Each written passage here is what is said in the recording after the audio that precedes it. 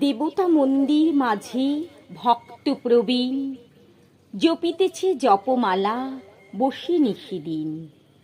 হেনকালে সন্ধ্যাবেলা ধূলিমাখা দেহে বস্ত্রহীন জীর্ণ দিন পশিল সে গৃহে।